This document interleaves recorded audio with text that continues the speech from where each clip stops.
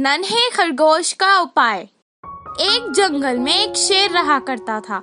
उसकी सेवा के लिए एक मक्कार लोमड़ी रहा करती थी, जो हर रोज जंगल में घूमकर शिकार का पता लगाकर शेर को देती थी और कहाँ शिकार मिलेगा वो शेर को बताती थी।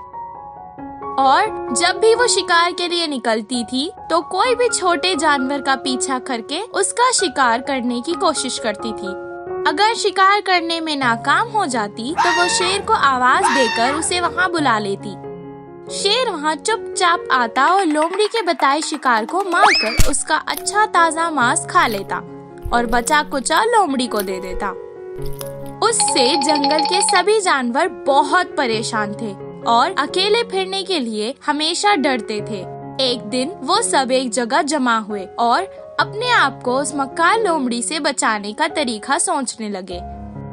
तब अचानक एक नन्हा सा खरगोश कहने लगा, मैं आप सबको इस समस्या का इलाज बताऊंगा। सब जानवर सोचने लगे कि जिस बात का जवाब बड़े से बड़े जानवर के पास भी नहीं था, ये इतना सा छोटा सा खरगोश क्या उपाय देगा।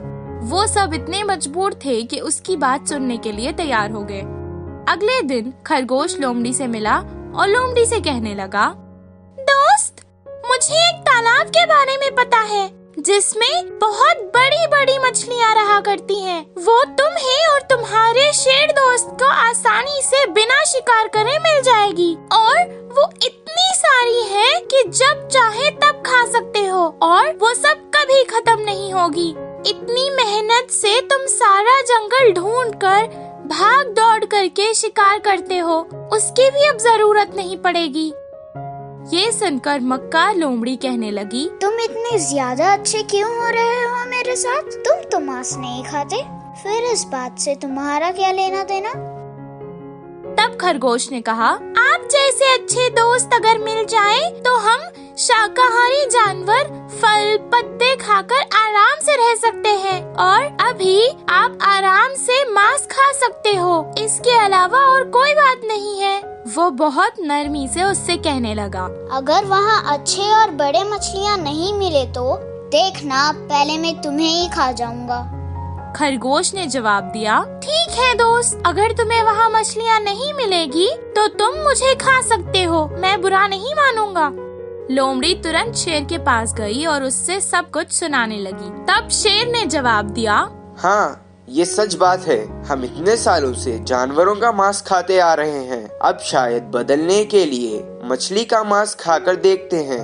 मैंने सुना है वो स्वास्थ्य के लिए बहुत अच्छा है।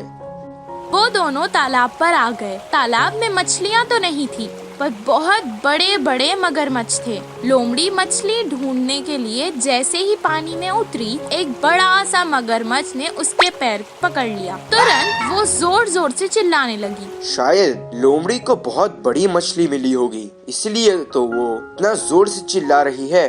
उसकी चीख सुनकर शेर कहने लगा, बिना वक्त गवाए वो भी उस तालाब में कूद पड़ा। जैसे ही उस तालाब में कूदा, चारों तरफ से मगरमच्छों ने उस पर हमला कर दिया और उसे अपना शिकार बना लिया। जो काम इतने बड़े जानवर भी नहीं कर सके, वो इस छोटे से खरगोश ने कर दिखाया। तब सब लोगों ने उस नन्हे से खरगोश को शाबाशी दी। इस कहानी से हमें ये शिक्षा मिलती है कि अकल लगाने से बड़ी सी बड़ी समस्या का हल मिल सकता है। शियाल को खरगोश का सबक। एक बार जंगल में सभी खरगोश एक जगह पर खेल रहे थे।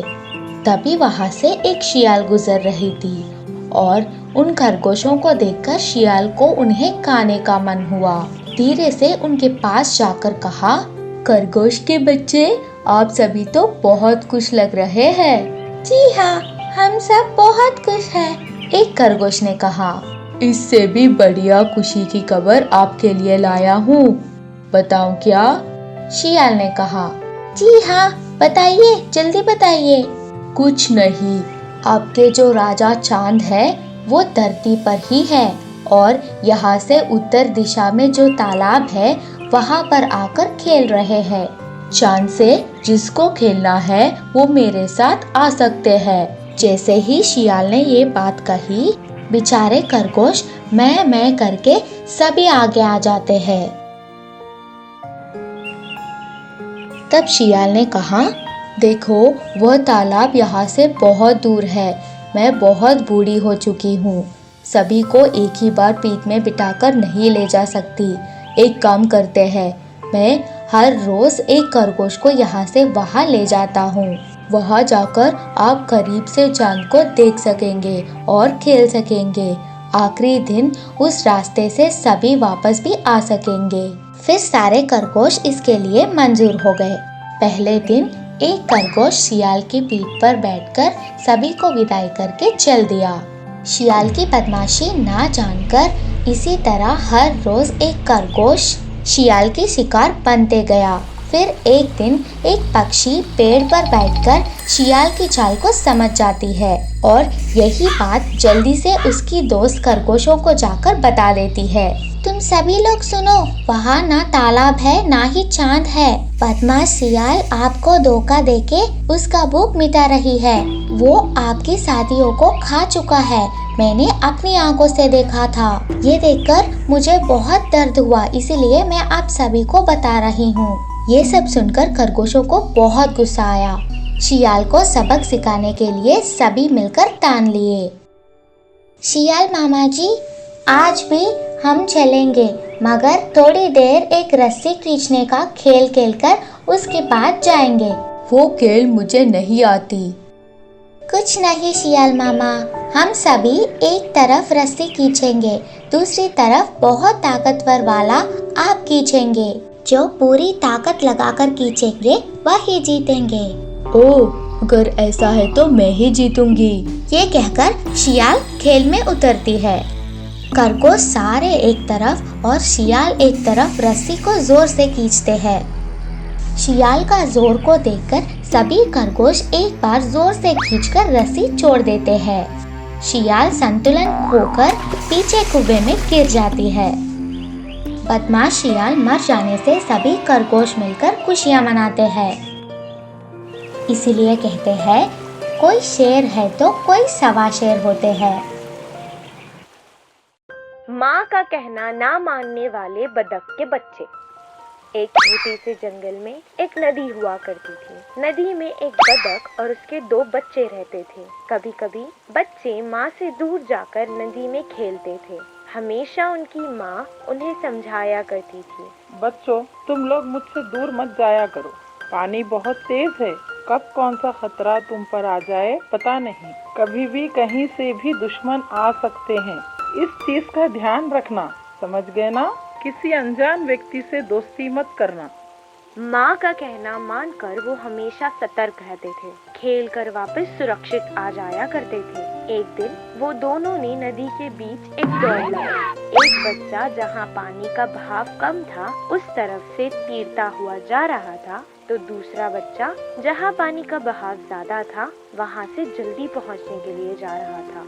मैं अगर इस तरफ से जाऊंगा तो मुझे ज्यादा मेहनत करके तीरने की जरूरत नहीं होगी, क्योंकि पानी के बहाव से ही मैं बहकर चले जाऊंगा और जीत जाऊंगा। उसे फिर माँ की सिखाई हुई बात याद आ गई। जैसे तेज पानी में बहाव होता है, दुश्मन भी आ सकते हैं और बहुत कुछ। थोड़ी देर सोचता रहा। उसने निश्चित किया कि वो वापस आ जाएगा, पर बहुत तेज बहाव होने के कारण वो पानी में बहता हुआ चले गया। अब उसके दिमाग में आता है, अब मैं बड़ा हो गया हूँ, मुझे इस पानी से डरने की जरूरत नहीं, मैं अपने आप को संभाल सकता हूँ। उसने बहुत कोशिश की पर बाहर नहीं आ सका और बहता हुआ आगे चला गया। वो बहुत डर गया था और सोचने लगा कि माँ की बात ना मानने के कारण आज वो इस मुसीबत में फंस गया है। दूसरा बतख का बच्चा उसे देख रहा था। वो उसे बचा नहीं सका क्योंकि पानी का बहाव बहुत तेज था। इतने में नदी में आगे से एक नाव में बैठा आदमी आ रहा था। उसने बतख के बच्चे को देखा, उसे बचाया और किनारे पर छोड़कर चला गया। वो दोनों अपने माँ के पास गए और उसे सब कुछ सुनाया। बच्चों पर बीती कठिनाई माँ चिंतित हो गई। उसने इस घटना से सीखा कि हमेशा माँ की बात को मानना चाहिए और तब से वो माँ की हर बात मानने लगा। इसीलिए कहते हैं कि बड़ों का कहना हमेशा मानना चाहिए।